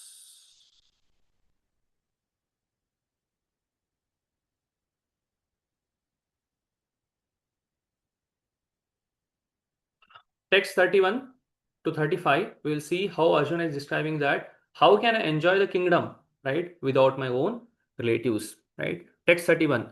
Nacha shreyo nu pashyami hatva swajanam ahave na kangshe vijayam Krishna nacha rajyam sukani cha. So what Arjuna is saying to Krishna, I do not see how any good is going to happen. Nacha shreyo anupashyami, right? So Krishna, you are telling me to fight, but I do not see any good here, right? So why should I fight? Why I am not able to see any good? Hatva swajanamahave. I have to kill my own kinsmen in the battle, right? Or my own blood relatives, my own father, grandfather, everybody is standing in front of me. I have to kill them. So by killing them, what good is going to happen, right? Nacha shreyo anupashyami hatva swajanam ahave, right? Na kankshi vijayam Krishna, right? So even if I kill them, what will I get? I am going to become victorious, and nacha rajyam sukanicha, I am going to get happiness, and I am going to get kingdom. But I don't have any desire. Na kangshe means I don't have any desire to become victorious, and I don't want this kingdom or happiness without them, right? So nacha shreyo anupashyami hatma swajanamahave na kangshe vijayam Krishna nacha rajyam sukanicha. So what is the problem here? Swajanam, bodily identification. Arjuna is again and again bringing that bodily identification here, because of which he is telling that loss of enjoyment. I will not be able to, even if I win, even if I gain kingdom, even if I become so-called happy, I will not be able to enjoy all these things. I do not see how any good can come from killing my own kinsmen in this battle, nor can I, my dear Krishna, desire any subsequent victory, kingdom, or happiness. Yes, somebody can read the purport. Without knowing that one's self-interest in Vishnu or Krishna, conditional souls are attracted by bodily relationship, hoping to be happy in such situation. In such a blind conception of life, they forget even the causes of material happiness. Arjuna appears to have even forgotten two moral codes for a Kshatriya. It is said that two kind of men, namely the Kshatriya who dies directly in front of the battlefield under Krishna personal order, and the person in the renounced order of life who is absolutely devoted to spiritual culture, are eligible to enter into the sun globe, which is so powerful and dazzling. Arjuna is reluctant even to kill his enemies, let alone his relatives. He thinks that by killing his kinsman, there would be no happiness in his life, and therefore he is not willing to fight. Just as a person who does not feel hunger is not inclined to cook, he has now decided to go into the forest and live a scheduled life in frustration. But as a Kshatriya, he requires a kingdom for his subsistence, because the Kshatriya cannot engage themselves in any other occupation. But Arjuna has no kingdom. Arjuna's sole opportunity for gaining a kingdom lies in fighting with his cousins and brothers and reclaiming the kingdoms inherited for his father, which he does not like to do. Therefore, he considers himself fit to go to the forest to live a secluded life for frustration. Yeah. So here, Arjuna, what is considering the temporary results related to the body are the ultimate result, right? My own relatives, my own blood relatives, I want to live with them, I want to live happily, but they are not the ultimate result. Ultimate result is what? Ultimate result is samsiddhir haritoshnam, or ultimate self-interest lies in Lord Vishnu. That we have to understand. Yeah, so Arjuna further continues, text number 30 to 35. Yes. Kim no rajyena govinda, kim bhoge jivitena va, eshamarte kangshitam no, rajyam bhoga sukani cha. त इमेव स्थिता युद्धे प्राणां त्यक्त्वा धनानि च आचार्य पितरः पुत्रास्तथैव च पितामहा मातुला स्वसुर पौत्राश्चाल सम्बन्धिनस्तथा एतान् हन्तुमिच्छामि ज्ञातोऽपि मधुसूदन अपि त्रैलोक्यराजस्य हेतो किं नु मही कृते निहत्य धातराष्ट्रान्न का प्रीति स्यात् Janardan. So what is Arjuna telling that how can I, right, think of even Kim no Rajena Govinda, Kim Bhoger Jivitenava, right? How can I kill my own relatives and Bhoger, think of enjoying my own kingdom, right? And how and what I have to do? Because of this, Etanna Hantum Ichchami, I don't want to kill my own relatives, right? Api Trailokya Rajasya Heto Kim no Mahi Krite Nihatya Dhartarash.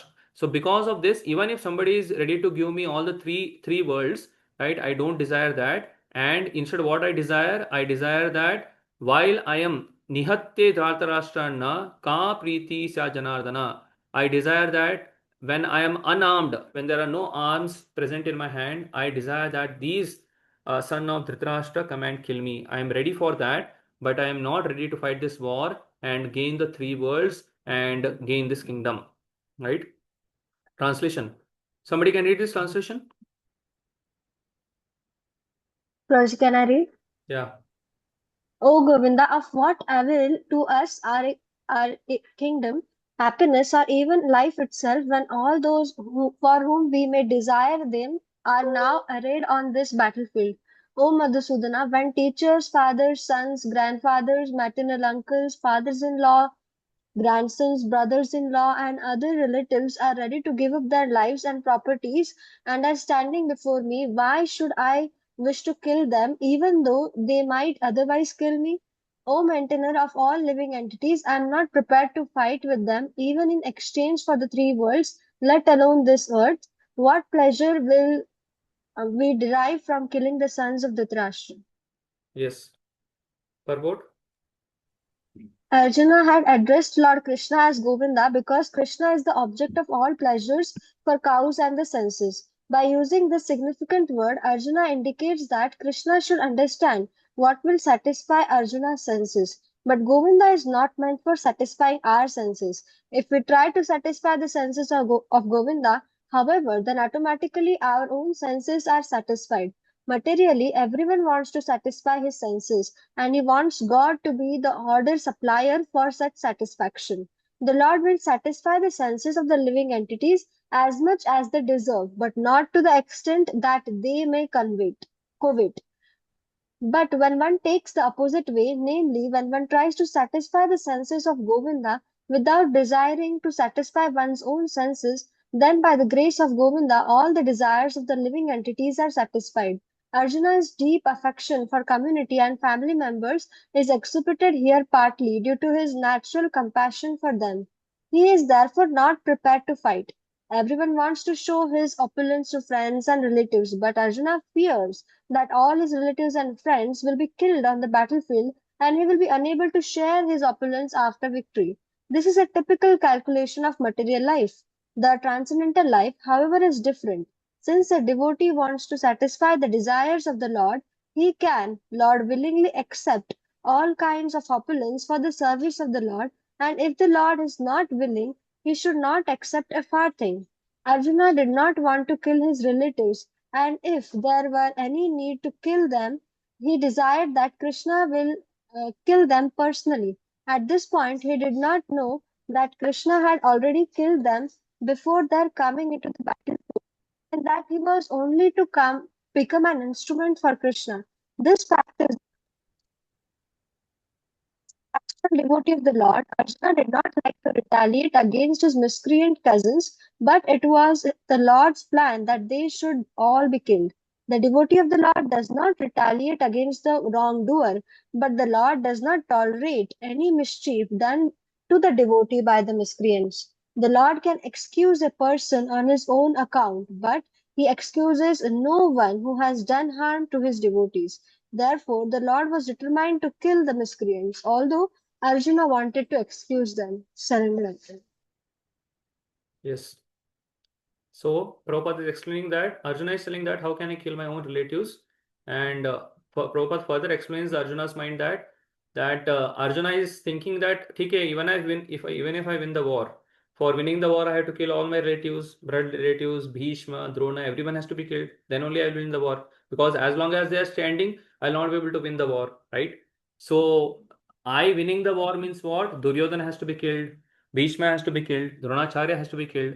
So if everybody is killed, right, and if I'm alone or if there are only my side people, that is only Pandavas are there, though, then what is the use of all this opulence? Whom will I show off this opulence to, right? Generally, this is a mentality of outside person that he wants to show off his relatives to friends, his opulence, his car, his bungalow, everything. My son has gone to US and all these things. He wants to show his to his friends and relatives. So Arjuna is telling that whom will I show all this opulence to, right? So therefore, even if I win this battle, and even if I win this even if I become victorious and I win the kingdom, there is no point because I will not be able to enjoy this victory. Therefore, the second reason is loss of enjoyment. But what Prabhupada is telling here, that this is Arjuna is keeping himself in the center. But a devotee, what he does, he is ready to accept all kinds of opulence, or he is ready to accept poverty also if it is the desire of the Lord. For the service of the Lord, a devotee is ready to accept all kinds of opulence, and he doesn't want a farthing for himself, right? If a devotee is told that you be ready to be in poverty, Prabhupada told that we are ready to be to sit under a tree and do kirtan because we don't desire all these things. But if we sit under a tree, who will come to listen to us? Therefore, we have built this huge temple so that Krishna's deity is installed, and people will to just to see the big temple, huge temple, opulent temple. People will come and they will take darshan of the Lord, take prasadam, hear the Krishna katha, hear the kirtan, chant the Hare Krishna mantra. Therefore, Prabhupada told that a devotee doesn't want opulence for himself, opulence for Krishna and poverty for himself. This is the mentality of a devotee. So what Arjuna is using the word here in the purport Janardana. Janardana means what? Janardana means that if at all you desire that these people will these people will be killed, please you only kill, O Janardana, right? So you only kill. Therefore, he is telling him as Janardana. But Krishna, what Krishna is telling that don't worry, Krishna will show this his what is that Vishwaroop darshan he will give in the 11th chapter, where Krishna is telling that I already killed all these people, right? Bhishma, Drona, Duryodhana, Dhritarashtra, all these people are entering the mouths of the Kala Rupa, right? So Krishna is telling that I already killed them, right? They whether you kill or somebody else kill, I will make somebody else as an instrument if you are not ready to become the instrument, but they are going to be killed. Why? Because they have done great injustice to my own devotees, right? So therefore, you just try to become an instrument, and that will bring fame to you. That will bring glory to you, right? So therefore, Prabhupada is saying that the Lord can excuse a person on his own account. If somebody offends the Lord will excuse him, but he excuses no one who has done harm to his devotees. So Duryodhana and party, right? All these people who were there, they try to disturb Draupadi. So they had done great injustice to Draupadi. They had done great harm to his devotees, and they tried to kill Bhima. They tried to kill the Pandavas, Kunti Maharani. So they have done great injustice to Pandavas. So therefore, Krishna is telling that you may excuse them, but I will not excuse them. So now you choose whether you want the glory and you win the war and you take the kingdom, or you have the choice to go run away from the battle and be called a cowardly man, and be called a person who has run away, a kshatriya who has run away from the battlefield. So that is your choice. That is what Krishna is going to tell to Arjuna in the next chapter, right? So loss of enjoyment we already saw, which Krishna will refute this argument in text 31 to 32 in second chapter. Blind leading the blind, we already saw that if we don't know what is the purpose of life, nati swartha vidum gatim Vishnu, then we will become blind and will not know what to do, right?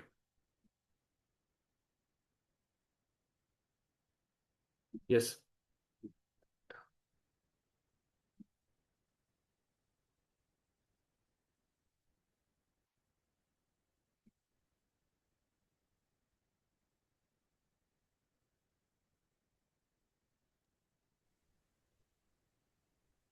We already discussed all these things.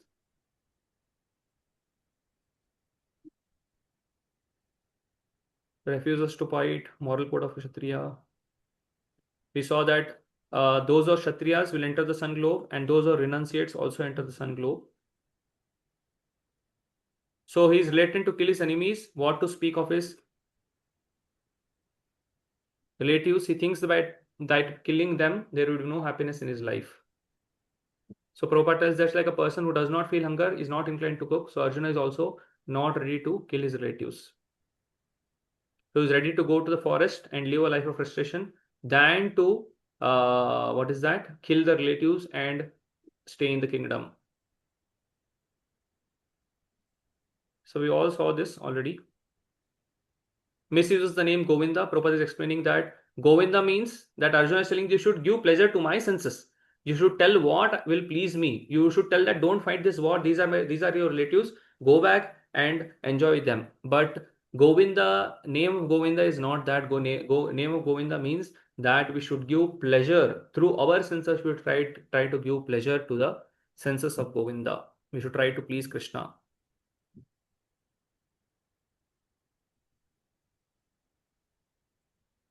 Already these things are discussed in the purport. So we'll move on to the next thing, that is fear of sinful reactions, right? So we already seen the first this thing. What is that? Compassion. Out of compassion, Arjuna did not want to fight the war, and out of loss of material enjoyment, thinking that how will I enjoy this kingdom even if I win? So Arjuna did not want to fight. Now there is fear of sinful reactions, right? So Arjuna's argument of sinful reaction, Arjuna argues that fighting will incur sinful reactions because of the unique position of the aggressors as seniors and relatives. There is Bhishma, there is Drona, and all his Kripacharya, all these seniors are there. So if I kill them, what will happen is that will cause sinful reaction. So there are 6 kinds of aggressors that needs to be killed that you have seen in the scriptures. Poison giver, one who sets fire to the house, one who attacks with deadly weapons, one who plunders riches, one who occupies another's land, right? And one who kidnaps a wife. So you can see that one who kidnaps a wife. Who tried to kidnap Draupadi in Mahabharata? Jayadratha. So therefore he was one kind of aggressor. One who occupies another's land. Did Kauravas try to occupy the kingdom of Pandavas? Yes. Yes, Prabhuji. Yeah, so this is another kind. They also tried to plunder all the property they had through the gambling match, right? And did they attack them with deadly weapons? Yes. They tried to kill them, right? In the Lakshagraha, right? They tried to kill them. They tried to attack with deadly weapons, or they tried to attack with deadly weapons, and also they set fire to the house, Lakshagraha, and also poison giver. So poison, who gave poison to whom in Mahabharata? Duryodhana gave to Bhim. Yeah, so you can see that all these 6 basically are meant for the Kauravas. So these are the 6 kinds of aggressors that needs to be killed. So shastrically also it is proven that Arjuna is supposed to kill the relatives. But what Arjuna is telling that, so if Arjuna killed the relatives, right, there would be no sin that would incur to him, right? But Arjuna, out of compassion, out of his soft-heartedness, right, out of his bodily conception, bodily identification, he's thinking that it will lead to incurring him sin, right? So why Arjuna is favoring forgiveness? On the grounds of religion and saintly behavior based on Dharma Shastra. We saw based on Artha Shastra that these people need to be killed. So now Arjuna is giving an argument based on Dharma Shastra that because of the unique position of these aggressors as seniors and relatives, forgiveness and on account of saintliness, we need to forgive them because they are seniors, they are relatives, even though they may be aggressors, but they are seniors. And since I have to show saintly behavior, therefore I have to forgive them. Arjuna considered why he should risk his life and eternal salvation for temporary pleasures and kingdom. So Arjuna is thinking that this is just for some time I'll get this kingdom, and for temporary pleasure and kingdom, why I have to kill them, why I have to incur sin, and why I have to basically become an obstacle in my eternal salvation. So this is what Arjuna is giving arguments for his becoming forgiving, right?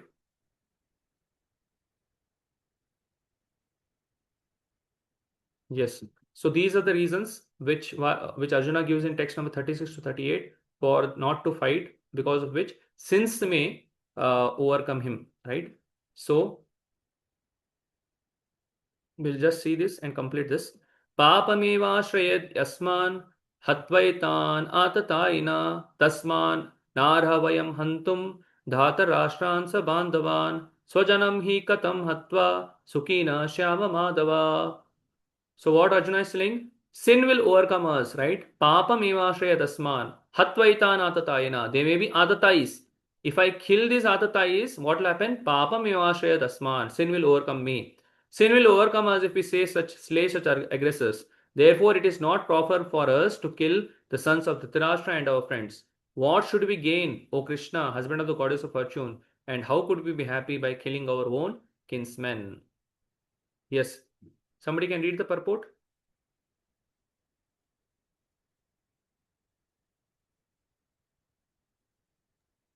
Can I read? Hare Krishna. Yes. Please read. Mataji, please read. Okay, Prabhu. According to Vedic injunctions, there are 6 kinds of aggressors.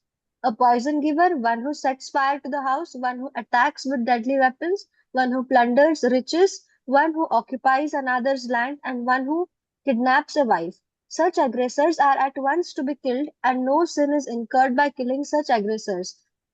Such killing of aggressors is quite befitting any ordinary man, but Arjuna was not an ordinary person. He was saintly by character, and therefore he wanted to deal with them in saintliness. This kind of saintliness, however, is not for a Kshatriya. Although a responsible man is in the administration of a state is required to be saintly, he should not be cowardly. For example, Lord Rama was so saintly that people even now are anxious to live in the kingdom of Lord Ram Rajya. But Lord Ram never showed any cowardice. Ravana was an aggressor against Rama because Ravana kidnapped Rama's wife, Sita, but Lord Rama gave him sufficient lessons unparalleled in the history of the world. In Arjuna's case, however, one should consider the special type of aggressors, namely his own grandfather, own teacher, friends, grandsons, sons, etc. Because of them, Arjuna thought that he should not take the severe steps necessary against ordinary aggressors. Besides that, saintly persons are advised to forgive. Such injunctions for saintly persons are more important than any political emergency. Arjuna considered that rather than kill his own kinsmen for the political reasons, it would be better to forgive them on the grounds of religion and saintly behavior. He did not therefore consider such killing profitable simply for the matter of temporary bodily happiness. After all, kingdoms and the pleasures derived therefrom are not permanent. So why should he risk his life and eternal salvation by killing his own kinsmen? Arjuna's addressing of Krishna as Madhava or the husband of the goddess of fortune is also significant in this connection. He wanted to point out to Krishna that as husband of the goddess of fortune, he should not induce Arjuna to take up a matter which would ultimately bring about misfortune. Krishna, however, never brings misfortune to anyone, to say nothing of his devotees. Yeah, Krishna never brings misfortune. Therefore, he is addressed as Madhava, husband of goddess of fortune. So Krishna never brings misfortune to anyone, to say nothing of his devotees. Yes, you can go through the purport of text 37 and 38. You already discussed some part of it. So it is a small purport. I'll just read the translation and purport. O Janardana, although these men, their hearts overtaken by greed, see no fault in killing one's family or quarreling with friends, why should we, who can see the crime in destroying a family, engage in the acts of sin? So Arjuna is saying that they may not know that why they have to quarrel or why they have to kill someone from a family, but we know that there is a great crime or great sin in destroying one's family, right? A Kshatriya is not supposed to refuse to battle or gamble when he is so invited by some rival party. Under such an obligation, Arjuna could not refuse to fight because he had been challenged by the party of Duryodhana. In this connection, Arjuna considered that the other party might be blind to the effects of such challenge. Arjuna, however, could see the evil consequences and could not accept the challenge. Obligation is actually binding when the effect is good, but when the effect is otherwise, then no one can be bound. Considering all these pros and cons, Arjuna decided not to fight. Right? So this completes today's class. We discussed till text number 38. So we discussed how Arjuna asked Krishna to take the chariot in between the two armies and his various reasons. And also we saw 3 reasons why Arjuna did not want to fight. One was compassion, second is loss of enjoyment, and third is sin will overcome us, effect of sinful reactions, right? So anybody has any questions? Otherwise, we'll stop here. Hare Krishna, Prabhu. Yes, Naveen Gopal Prabhu. Hare Krishna, Prabhu, please accept my most humble obeisances unto your lotus. Yes. Prabhu, I was just inquisitive if we can get the slides that you are presenting, Prabhu. Is it possible? Yeah, I'll share. And even the introduction one as well. We are still waiting for that. Thank you so much, Prabhu. Thanks a lot. Yeah. Purushottam Prabhu. Hare Krishna, Prabhu. Prabhu, the 6 type of aggressors which we saw now, this is different from this Panchamaha part, no, Prabhu? Is it different or is it included in this? Panchamahapap means? That it is stated in Chandogya Upanishad that killing of Brahmin, something like that. I'm not sure about the other. No, that is different, no? Okay. This is the 6 type of aggressors. Matlab, when can we kill a person if he has done all these things? If consider that he has kidnapped one's wife, or he has set one's house out fire, he has plundered one's property, or he has given somebody poison, right? So then he should not be forgiven, right? So therefore, Krishna is basically, Prabhupada is telling that these Prabhupada is explaining this because Arjuna is telling that even though they're aggressors, right? If I kill them, it will be sinful. Why? Because these are special type of aggressors. What are they? They are grandfathers, they are seniors, they are my own brothers. So even though they're aggressors, they are meant to be forgiven. But Prabhupada is saying that this argument is wrong, right? Arjuna is very compassionately giving this argument based on Dharma Shastra, but Artha Shastra clearly mentions that these are aggressors. All these aggressions these people have done, so they are not supposed to be forgiven. And even if Arjuna wants to forgive, Krishna will not excuse them, and they will be slain by Krishna. So now it's up to Arjuna whether he wants to become an instrument in Krishna's hand or not. Got it. Harish. Yeah. Okay, if there are no questions, already it's time. We'll end the class here and we'll meet in next week's class, that is on Saturday and Sunday. And just a request that you please keep your questions of your closed book questions are already there with you. So you can keep it handy with you. So whenever we read the purport, you can mark it in the purport itself, or you can write it down so that again and again you need not find answers. Already we are going through most of the purports. So you can mark it there itself so that it will be easier for you to read and prepare during the exam, right? Okay, thank you very much. Hare Krishna. Thanks, Prabhuji. Thanks for wonderful